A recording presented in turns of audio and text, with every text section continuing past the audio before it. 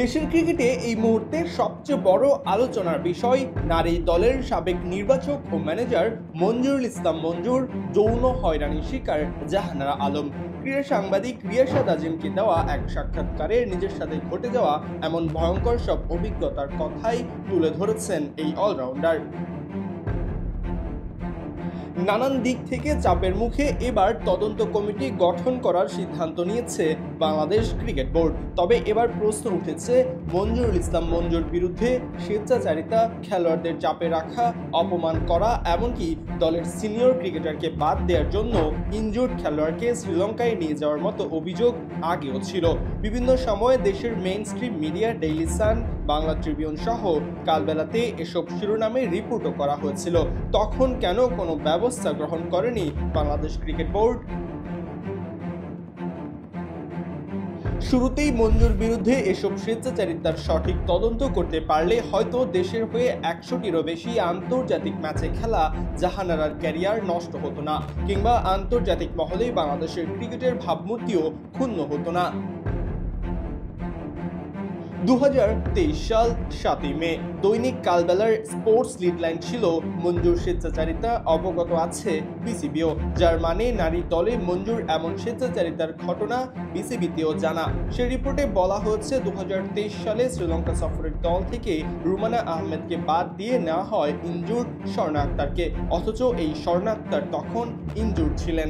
এমনকি বিসিবির medical team স্বর্ণাকে 1 মাসের জন্য ক্রিকেটের বাইরে রাখতেও নির্দেশ দিয়েছিল।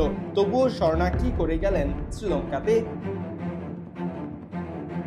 সেই সিরিজের মাঝপথে কোনো ম্যাচ না খেলেই স্বর্ণা আবারও ফিরে আসেন দেশে। জানা গিয়েছিল বা হাতের কবজির ব্যথা বেড়ে যাওয়ায় তাকে দেশে পাঠানো হয়। পরবর্তীতে তার পরিবর্তে দলে নেওয়া হয় রুবাইয়া জিলিককে। দলের একজন খেলোয়াড় এত বড় ইনজুরিতে ভুগছেন, সে কথা কি জানতেন না নির্বাচক মঞ্জু, নাকি ইচ্ছে করেই এমন করলেন স্বার্থের জন্য?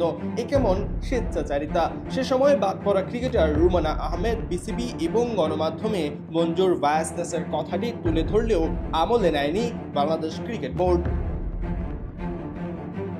সেই রিপোর্টে আরও বলা হয়েছে কোনো সফরে গেলে খেলোয়াড়রা কি খাবেন, কি করবেন সেগুলো নাকি ঠিক করে দিতেন মঞ্জু নিজেই। নিজেদের সুযোগ সুবিধা ভোগ করতেও দ্বিধায় থাকতে হতো ক্রিকেটারদের। মানসিকভাবে সবসময় তাদেরকে চাপে রাখা হতো। খেলোয়াড়দের পছন্দের গুরুত্বই দিতেন না এই নির্বাচক। মঞ্জুর এমন স্বভাব জেনে গিয়েছিল বিসিবিও। এমনকি সে সময় নারী দলের টিম ম্যানেজার আলাদাও করা হয়েছিল। বলা হয়েছিল মঞ্জুকে পর্যবেক্ষণে রাখা হবে।